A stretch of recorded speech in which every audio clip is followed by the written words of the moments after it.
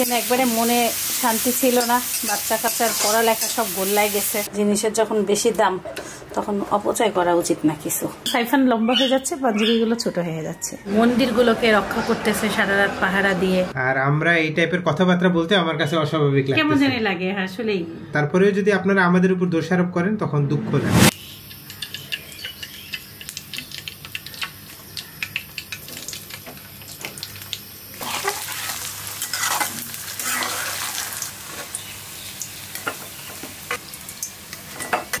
এখানে tiffin ready করে ফেললাম। আসসালামু আলাইকুম। অবশেষে সাইফান স্কুলে যাচ্ছে ঠিকই, ড্রেস পরে, ইউনিফর্ম পরে। এতদিন স্কুল থেকে সংবাদ দিছিল সিভিল ড্রেসে পাঠানোর। আমারও ব্যাগ ভারী, অনেকদিন পরে। অনেকদিন পর ব্যাগ ভারী। Welcome back to school. আল্লাহ যেন সব ঠিক করে দেয়, এই দেশে দোয়া করো। হ্যাঁ, সেটাই তো। আজকে নিশ্চয় অনেক গার্মেন্টস গুলা খোলা, কারণ অনেক কর্মচারীরা আজকে অফিসে যাচ্ছে, যেটা গতকালকে দেখা যাচ্ছিল না। আর স্কুল ড্রেস পরা ইউনিফর্মেরও কয়েকজন বাচ্চা দেখলাম। শাক নিলাম 2 আটি। কত টাকা সাইফান বলো তো? 30 টাকা। হঠাৎ অনেক জোরে বৃষ্টি চলে আসছে। সাইফানের বাবা সাইফানকে স্কুলে রেখে দিয়ে বাজার করে নিয়ে আসছে। ফুলকপি পাইছে মাত্র 30 টাকা পিস। একটু অবাক হচ্ছে, কিভাবে সম্ভব। আর হলো শশা, যে শশা এতদিন 80 টাকা 100 টাকার নিচে পাইনি, সেই শশা 60 টাকা। সবকিছুর দাম একটু স্বাভাবিক হচ্ছে, মানে তারপরও যেটা হলো এতদিন ছিল তার থেকে অনেক কমছে। এই কারফিউ করে করে বাবারে বাবা, কোনো জিনিস সবজি কেনাই কঠিন ছিল। এখন আল্লাহর রহমতে একটু সবজির দাম স্বাভাবিক।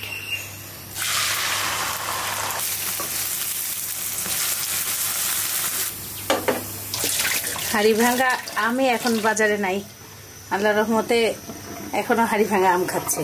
নর্মাল ফ্রিজে রেখে আলহামদুলিল্লাহ ভালোই আছে, একদম ফ্রেশও আছে। দেখেন, দই দিয়ে দিব একটু ভালো করে। যদি ফ্রিজে আম রাখা যায় তাহলে হলো 1-1.5 মাস হাড়ি ভাঙা আম খুব ভালোভাবে খাওয়া যায়। ডিপ ফ্রিজে রাখলে খালি জুস খাওয়া যায়, আইসক্রিমের মতন হয়ে যায় আমটা। কিন্তু নর্মাল ফ্রিজে 1.5 মাস সুন্দরভাবে যে আম খাচ্ছি। এখন দই দিয়ে আম দিব, টক দই দিয়ে মিষ্টি আম ভাল লাগে।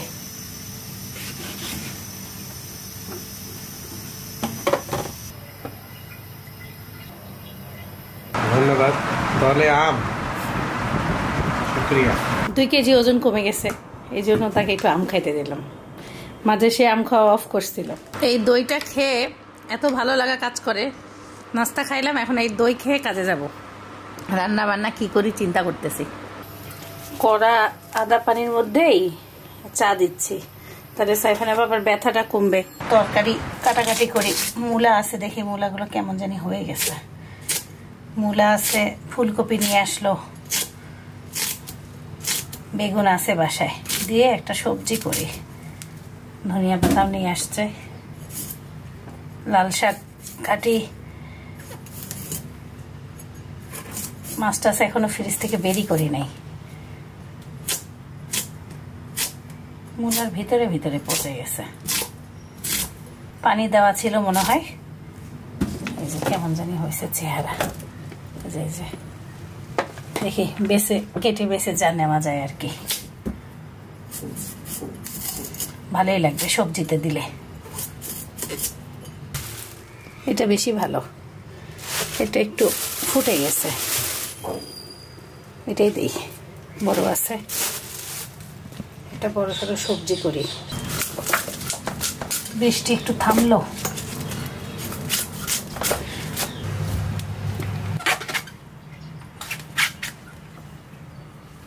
কিছু বেগুন এত সুন্দর, আর কিছু বেগুন বুড়া। কাটতে কাটতে ভালোই সবজি কেটে ফেলছি, আর দেবো না, বড় হয়ে যাবে বেশি।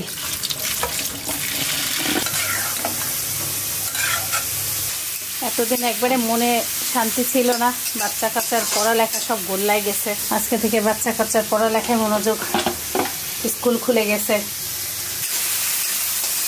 বিসমিল্লাহ।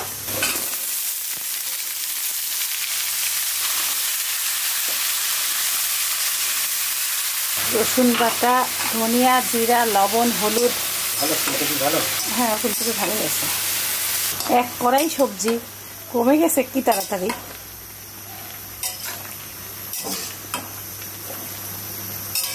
কয়টা বড়ি দিতে চাইছিলাম, পরে দিলাম না। বড়ি না একটু গরমের দিনে স্বাদ কমে যায়, শীতে অনেক স্বাদ লাগে। কিন্তু ওর মাংস রান্না হয়ে গেছে। সেখানে বাবা আমাকে বলছে ওর মাংসতে তেল একদম না দিতে। আমি গত 2 দিন একদম তেল দিই নাই, আজকে 2 চামচ দিছি। এই জন্য তেল ছাড়া খেয়ে তার একটু ওজন কমছে না, একবারে তেল বাদ দিয়ে দিতে চাচ্ছে সে। সকাল থেকে বৃষ্টি হয়েছে, এখন একটা মিষ্টি রোদ উঠলো।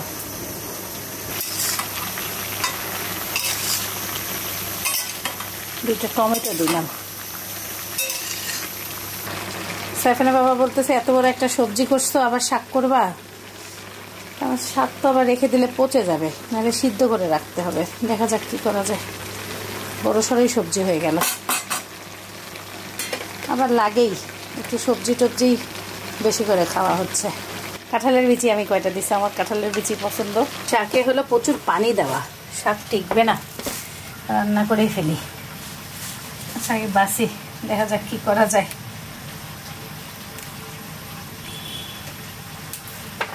বৃষ্টি হয়েছে না সকালে, বৃষ্টির পানিতে মনে হয় ভিজে গেছে।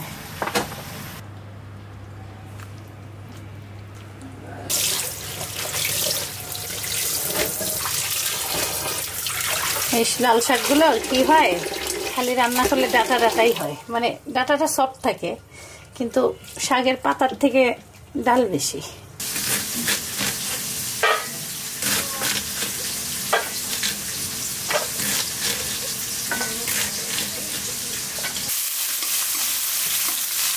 কাঁচামরিচ, রসুন, পেঁয়াজ।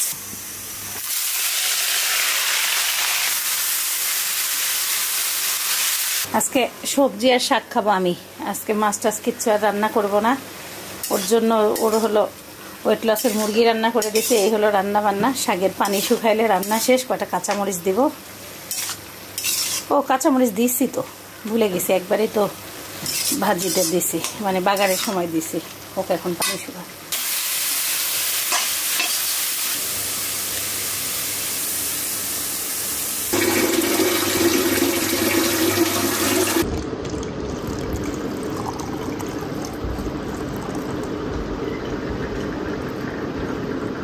রান্না বান্না সব কাজ শেষ, পরিষ্কার করা শেষ। এখন একটু আদা বাটবো, এই জন্য বক্স বাহিরে রাখছি আর আদা বাহিরে রাখছি। আদা একদম শেষ হয়ে গেছে, দেখি ব্লেন্ডার করে রেখে দেই। আদার কেজি 320 টাকা। বাবা যায় এখন। আদার দাম কমলো নাকি একটু খোঁজ নিতে হবে। আদার দাম এত বেশি হওয়াতে 250-250 করে নিয়ে এসে চালাচ্ছি। সাইফানের বাবা বলছে বেশি কেনার দরকার নেই, অল্প করে আনো, শেষ হলে আবার আনবো। আর আদা পানি খাওয়াচ্ছি তো ভালোই লাগতেছে।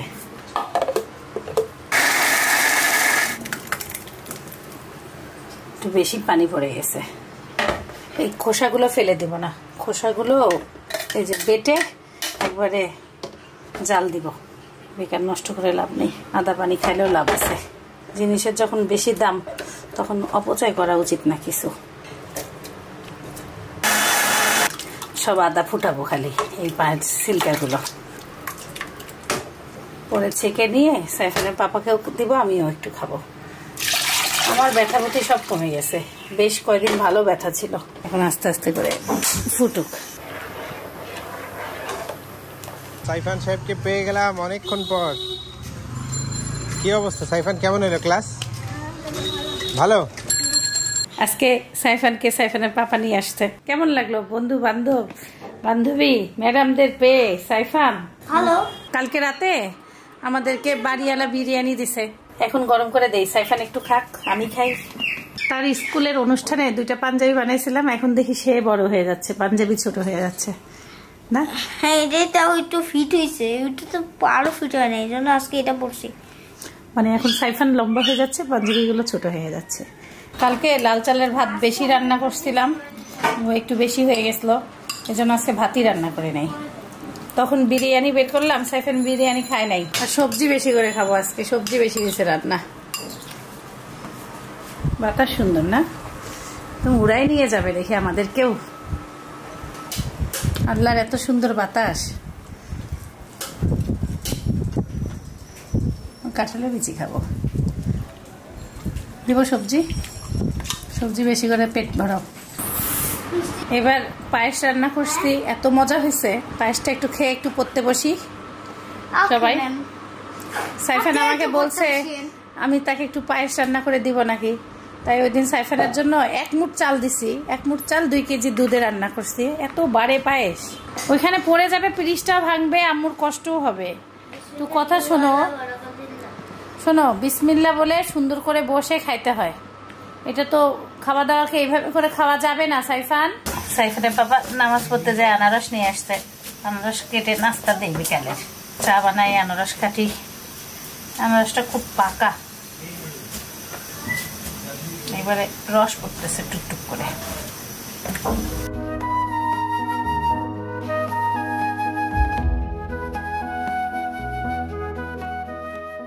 9:10 বাজে রাত। এশার নামাজ পড়ে একটু বারান্দায় এসে বসলাম। ওদেরও জামাত ভেঙে মানে নামাজ শেষ হয়েছে, মসজিদ থেকেও মানুষ বের হচ্ছে। সাইফানের বাবা এখনো আসে নাই। বর্তমানে যে কাজকর্মগুলো আমরা ফেসবুক ইউটিউব খুললেই দেখতে পাচ্ছি, নিউজ চ্যানেলে দেখতে পাচ্ছি, আসলে দেশের সম্পত্তি যে পরিমাণ ক্ষয়ক্ষতি হয়ে গেছে, এটা মানে ভাষা নাই। এগুলো যদি আমরা নিজেরা রক্ষা না করি তাহলে আসলে কে রক্ষা করবে? এটা 1 নম্বর কথা। দ্বিতীয় কথা হচ্ছে সৎ হইতে আসলে দরকার কি? সতের এই শিক্ষাটা একটা বাচ্চাকে শিখাইতে হবে ছোট থেকে, তাদের পরিবার থেকে। তারপরে হচ্ছে সে ভালো মানুষটা তো তৈরি হতে হবে। যদি ভালো মানুষ কেউ না থাকে তাহলে সবাই তো ধরেন মানুষের এই সামান্য জিনিসের লোকটুকুই সামলাইতে পারছে না। কি ধ্বংসলীলা! এখন কিছুই বলার নাই, কিছু বলতেও লজ্জাও লাগে, কষ্টও লাগে যে এইভাবে করে ধরেন এই যে মুক্তিযুদ্ধের যে কোনো স্মৃতি, বঙ্গবন্ধুর যে ছবিগুলো, সেগুলোকে কিভাবে ভাঙতেছে, এগুলো দেখে চোখের সামনে কেমন জানি কষ্টদায় কষ্ট, মানে এই কষ্টটাও বোঝানো কঠিন। মানে কিভাবে আমরা যদি এটুকু মানুষ হয়ে এটুকু আমাদের বিবেক না থাকে, কিছু বলার আছে? কিছু বলার নেই, 1 নম্বর কথা। তাই বলতেছি, সৎ হইতে গেলে ভিতর থেকে, পরিবার থেকে সৎ হইতে হবে। মানে জন্ম থেকে আপনার ভিতরে এই জিনিসটা স্থাপন করতে হবে। অন্যের জিনিস ক্ষতি করা, তারপর মানুষের জিনিস ভোগ করা, নষ্ট করা। দেখলাম এক আপু অনেকগুলো জামদানি শাড়ি নিয়ে যেয়ে ছবি তুলছিল, সে রিটার্ন দিয়ে গেছে। আসলে রিটার্ন দিয়ে যাওয়াটাও তো খুবই লজ্জাজনক। কেমন চুরি করে ধরেন সেটা আবার গণভবনে রিটার্ন ফেরত দিয়ে যাচ্ছে, সেটাও আবার ভিডিও বানাচ্ছে। মানে কেমন জানি হাস্যকর লাগতেছে। আর এই তো আর একটু আগে নিউজ দেখলাম, কিছুক্ষণ আগে নামাজের দাঁড়ানোর আগে, কালকে ডক্টর ইউনূস চলে আসবে। সে দেশে আসবে দুপুরে 8টার মধ্যে, সরকার ইনশাল্লাহ হয়ে যাবে। এখন তিনি যেন ভালোভাবে দায়িত্ব পালন করে, এইটুকুই আমাদের চাওয়া। যে কয় মাস নির্বাচন হবে না, ক্ষমতাটা যেন যোগ্য লোকের কাছে যায়, এইটুকুই দেশের নাগরিক হিসেবে এইটুকুই চাওয়া। আর ছাত্রদের কিছু কিছু কাজ খুবই ভালো লাগতেছে। তারা ট্রাফিক পুলিশ সে কাজ করতেছে, তারপরে হলো মন্দিরগুলোকে রক্ষা করতেছে সারা রাত পাহারা দিয়ে। এই জিনিসগুলো খুবই ভালো লাগতেছে। সাইফানাকে একটা কথা বলি, সাইফানের পাপা সবসময় কি জিনিসটা চেষ্টা করে। আমি ওই দিনকে বললাম, আচ্ছা কে সাইফান গিফট করছে এটা লিখছো কেন? বললো ওকে ছোটোকাল থেকেই ওর মার প্রতি যে কিছু করতে হবে এটা ওর মধ্যে আমি শেখাচ্ছি। জামা কিনতে নিয়ে গেছে, আমি বললাম জামা তো তুমি কিনে দিছো, তাহলে গিফট দুইটাই সাইফানের নাম কেন বললে সাইফানা বাবা? আজকে আমি এটা জিজ্ঞাসা করছি, তখন সাইফানের পাপা আমাকে উত্তর দিছে, ওকে যদি আমি ছোট থেকে না শেখাই যে তোমার জন্য কিছু করতে হবে, তাহলে ওর ভিতরে বড় হয়ে আস্তে আস্তে এই জিনিসটাই তো হবে না যে আমার মাকে আমাকে একটা গিফট দিতে হবে, জামা কিনতেছি তোমার পছন্দের। মানে বাচ্চার পছন্দ যেমনই হোক না কেন, তুমি বুঝো তাহলে তোমার বাচ্চা তোমার জন্য কিনতেছে, তাহলে ওর ভিতরে ছোট থেকে যেমন শিক্ষাগুলো ঢুকতেছে, এটা বড় হলে তোমাকে তার কষ্ট করতে হবে না যে মার জন্য কিছু কেন, এটা বলতেই হবে না, কারণ ও ছোটোকাল থেকেই শিখে যাচ্ছে। তাই এইভাবে করেই বুঝাইলো আমাকে। আসলে আমি কথাগুলো অত গোছালোভাবে আপনাদের সামনে বলতে পারছি না।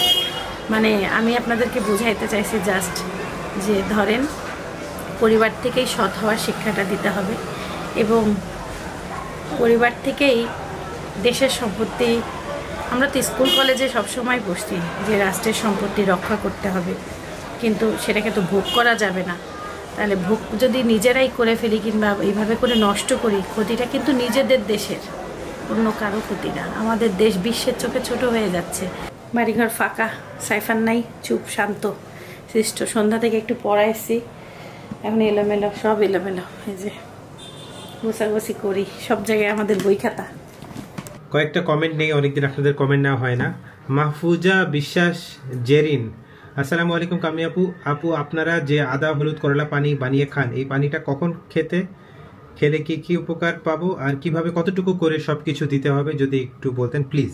এটা হলো সকালে নাস্তা খাওয়ার পরে খাই, আর রাতে ঘুমানোর আগে খাইতাম।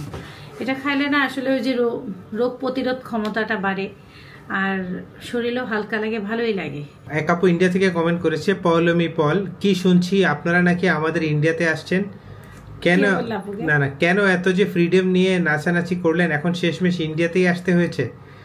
জায়গা নেই আপনাদের জন্য, আপনারা বাংলাদেশে থাকুন, আপনার বাংলা কোনো জায়গা নেই আপনাদের জন্য। জয় হিন্দ। রেফিউজির কোনো জায়গা নেই আমাদের দেশে, একেই বলে লেস এডুকেটেড ব্লগার। প্রধানমন্ত্রী গেছে থেকে আপনারা এই কথা বলতেছেন, এখন পাশের দেশ মোদিজির সাথে এক্স প্রধানমন্ত্রীর খুব ভালো রিলেশনশিপ ছিল, আজকে থেকে না, প্রায় 15-16 বছর ধরে। সো উনি ওনার বন্ধুর বাসায় তো অফকোর্স প্রথমে যাবে, যেহেতু আমাদের বাংলাদেশের নেবারিং কান্ট্রি। উনিও তো রাখতে চাচ্ছে না। হ্যাঁ, আমি যত জানি যে উনিও রাখতে চাচ্ছে না। আমাদের লাইফে আমরা আসলে এইভাবে কখনো কোনো মন্ত্রীকে চলে যাইতেও দেখি নাই। এটা আমাদের দেখা নতুন অভিজ্ঞতা একটা, মানে এইভাবে যে মন্ত্রীরা দেশ ছেড়ে চলে যায়, জানতামই না এই জিনিসটা। পলিটিক্স এর কিছুই আমরা বুঝি না, আর আমরা এই টাইপের কথাবার্তা বলতে আমার কাছে অস্বাভাবিক লাগে, কেমন জানি লাগে আসলেই। লিমন আফরিন ব্লগস 8136, শিশির ভাইয়ের আচরণে ও মনে কষ্ট পেলাম, আনন্দে মনে হচ্ছে মিষ্টির দোকান খোলা আছে, এটা দেখাবার জন্য বের হয়েছে। এত লুটপাট, এত জ্বালাপোড়া, প্রশাসনের নিরাপত্তা জনগণের দায়িত্ব নিয়ে বলেছিল আর্মি ও ছাত্ররা, তারপরও অনেক মানুষের ঘরবাড়ি জ্বালিয়ে দিয়েছে, প্রশাসনের কাউকে পাওয়া যাচ্ছে না, এটা নিয়ে কিছু বলা উচিত ছিল। আপু, আমি যখন বললাম যে 2 নম্বর থানা পুরাইছে, আমার কাছে খারাপ লাগছে। আর ও বললো গণভবনের এই যে লুটপাট, এই যে বঙ্গবন্ধুর এই যে মূর্তিগুলা ভাঙা, এইসব জিনিসপত্র আমাদের কাছে খারাপ লাগছে। আর আমি আর সাইফান বের হয়েছি জাস্ট বিকজ যে 3 পিসটা আমরা জন্মদিনের দিন কিনছিলাম, সেই 3 পিসটা এক্সেল সাইজ ছিল, আনতে গেছিলাম। আমাদের কোনোই ইচ্ছাই নাই যে মিষ্টির দোকান খোলা আছে এটা দেখানোর জন্য। কোনোদিনও আমরা কোনো কারো দুঃখে, মানে কাউকে মারা বা কাউকে হার্ম করার ব্যাপারে কোনোদিন, দেখেন আপনারা আমাদেরকে 6টা বছর ধরে দেখতেছেন, আমরা যেমন আছি তেমনই, যেমন 6 বছর আগে যে কোনো ব্লগ অন করে দেখেন আর এখন দেখেন, কোনো ডিফারেন্স পাবেন না। আমরা কিন্তু মানুষ চেঞ্জ হই নাই, তারপরেও যদি আপনারা আমাদের উপর দোষারোপ করেন তখন দুঃখ লাগে।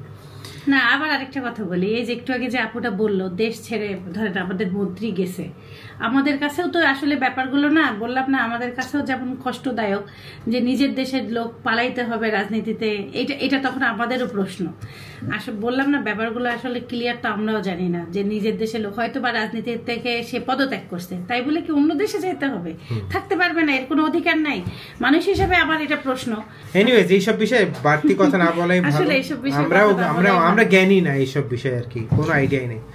একটা পজিটিভ কমেন্ট করি, শুভম ব্যানার্জি 7525, শিশির ভাইয়া, আমি এজিউম করতে পারছি যে এই কন্ডিশনে আপনাদের সবার বাংলাদেশের প্রতিটা মানুষের কতটা চাপ পড়ছে, সব সিচুয়েশনস মিলিয়ে দেখবেন সব নর্মাল হয়ে যাবে খুব তাড়াতাড়ি, কারণ আল্লাহ বলুন বা ভগবান বলুন কখন যে কি মিরাকেল করেন সেটা আমরা আগে থেকে কেউই জানি না। মে আল্লাহ protect and bless each and every single person of Bangladesh. We Indians are also praying as much as possible for Bangladesh. দেখেন, একজন ইন্ডিয়ান মানুষ শুভম ব্যানার্জি কত সুন্দর একটা কমেন্ট করছে, ইনশাআল্লাহ ভাইয়া। হ্যাঁ, দেখছেন কমেন্টটা কত সুন্দর, মানে মনটা ছুঁয়ে গেল, মন কলিজাটা ঠান্ডা হয়ে গেল। So Shubham Banerjee, thank you so much. আপনাকে আমি একটু সেলিউট দিতে চাই, বিকজ আপনার মতন মানুষ, আপনার মতন চিন্তা ভাবনা করা মানুষ বেশি লাগবে আমাদের দেশে, আমাদের এই পৃথিবীতে। আরেকটা কমেন্টের এনার নামটা আমি পাই নাই, দাঁড়াও, এনার নাম যদি আমি খুঁজে পাই ভালো হইতো। না, কালকের মধ্যে তো সরকার গঠন হয়ে যাবে, ডক্টর ইউনূস চলে আসতেছে। এতক্ষণে এই ভিডিওটা যখন দিবেন তখন সবকিছু ঘোষণা হয়ে গেছে ইনশাআল্লাহ। একটা কমেন্টের আমি পাইলাম না, নামটা পাইলাম না। যাই হোক, মনে শান্তি নেই তাহলে এত খাওয়া দাওয়া আসে কোথা থেকে? রান্না খাওয়া তো থাকতেই হবে বলে। যদি কোনো মানুষের কাছের মানুষও মারা যায়, রিলেটিভও মারা যায়, দেখবেন যে সে কোনোদিনও না খেয়ে থাকে না, তার জন্য পাশের বাসা থেকে হইলেও খাবার দেয়। হয়তো বা সে ম্যাক্সিমাম 1-2 বেলা না খেয়ে থাকবে, নাহলে ধরলাম একদিন না খেয়ে থাকবে, তারপর তাকে খেতে হবে যদি তাকে বাঁচতে হয়। সো খাবারটা আসলে শান্তি মতন, তৃপ্তি মতন, যেমন আমি আজকেও আমার এখনো ওকে খাবার দিছি, আমার মনই চাচ্ছে না। আপনারা আমাদের এই যে আমরা যে খেলাম না, এই যে কোটা আন্দোলনের শুরু থেকে আবু সাইদ যেদিন মারা গেল তারপর থেকে এই যে গতকালকের বা আজকের ব্লগ থেকে দেখেন আমাদের যে খাওয়া দাওয়া, আমাদের ব্লগের যে প্যাটার্নটা, এর মধ্যে আমাদের মধ্যে কি 1% আনন্দ দেখছেন?